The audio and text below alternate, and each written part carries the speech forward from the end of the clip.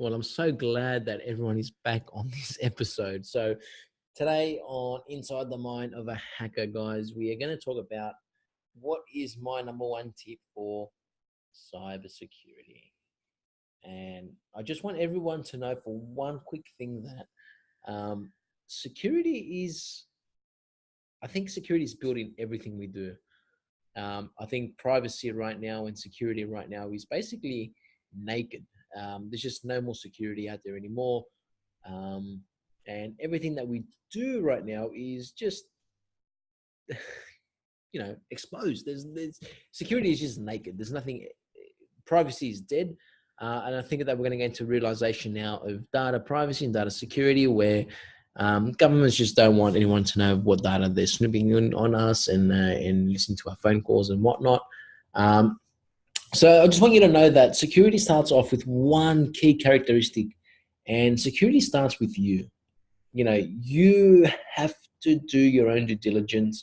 You have to do your own thing where you need to know what's going on around you. There's some stuff now that we're always talking about. We've got our mobile phones, we've got data everywhere, and data just flows, right? You get through one service provider to another service provider to another service provider to another service provider. And I'll give you this in a little bit of context. So let me just draw this up for you. So I'll just take all this off, and let's just say I have a house, and this is Andrew's home. And in my house, I've got some devices, I've got laptops, whatever, I've got mobile phones, and we have about 5 or 10 devices as a normal household would have. Now, Andrew's house has a front door, and outside the front door, we've got a telegraph pole. And it's a huge telegraph pole, and underneath the ground, there's a connection that goes from my house to the telegraph pole, and then the telegraph pole will have another connection that will go off to the service provider. And in this case, let's say your service provider is, like mine, for example, is Telstra. Our service provider will be Telstra. And Telstra will then have another connection through another service provider, such as Optus. And Optus might have another service provider as someone else. And someone else will have another service provider as someone else. And that is essentially the internet. Now, not to get too technical, but when I'm at home and I want to go to, a website called Microsoft.com. I don't want to get into the technical talk of how it actually does that, because this is not what this video is about. I don't want to talk about saying, oh, well, this is a HTTPS session. It's at a 443 because it's encrypted. It's using TCP as a protocol. What's our destination IP address? And it'll be 10.10.10.253. What's our destination MAC address? Blah, blah, blah, blah, blah, etc., etc., etc. So we don't want to know the granularity. I just want to show you that when I'm going through this request, I'm going to send my details through this. I'll just change colors here so you guys can see. So I'm going to go to google.com. I'm going to send that information out this way. It's going to go hit the telegraph pole. Telegraph pole is going to send that all the way over to Telstra. And Telstra then has their own machines internally. So they're going to have their own routers and switches and blah, blah, blah, and whatever, and whatever, whatever. And Optus is going to have the same thing. They've got their own data center of equipment, blah, blah, blah, and blah, blah, blah, and blah, blah, blah, and whatever. And their own networks internally in here as well. And this is essentially the internet. It's made up of multiple different service providers, which is now what we call the internet. And so what we want to do from there is what's happening. All our data, everything that we're browsing is going through these guys. So that's bad, right? But stop it. We can't. And that's the real world right now, where we just have mobile phones, we have data, we have accessibility to everything.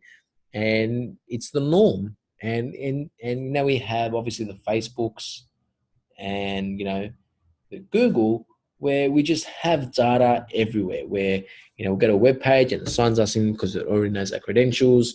And Google's just the King Kong of this. You sign into your account and says, oh, well, you're already signed in with Google. Why not use your Google login and log in with this now? Now, this is what we call OAuth, and it's open authentication. And what this enables you to do is basically just log into another system. Let's just say you have a Facebook account, and then you have a LinkedIn account, and let's say you might use your Hotmail account or whatever. I know you can't use this for this example, but I'm just using this as an example. And let's just say you use your Facebook account to log into LinkedIn and use your LinkedIn account to log into your Hotmail and whatever. That's OAuth. And that can be, you might think, well, that's a good thing. I can log into multiple systems using a single account.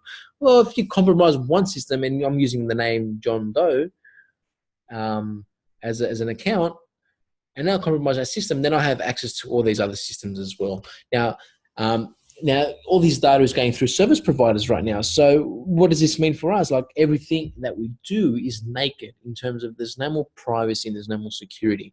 So every bit of information that we have, someone has access to it, right? Which is the scary thing. And going back to that, is security starts with you. It starts with how we, secure our passwords, and we don't do anything silly and post anything online. And it's just the basic stuff. But then we've got the more granular stuff, like the, and then like the CIA concept. Everybody cares about confidentiality. We want to make sure things are confidential. We're using the right encryption standards, which basically is that. So you want to make sure everything is encrypted.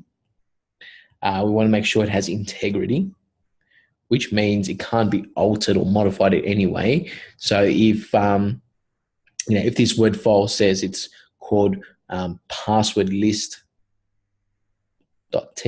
for example, or the piece of data in that says, this data is worth 505, for example, as a value, we can't modify that bit of data to say 50005, for example.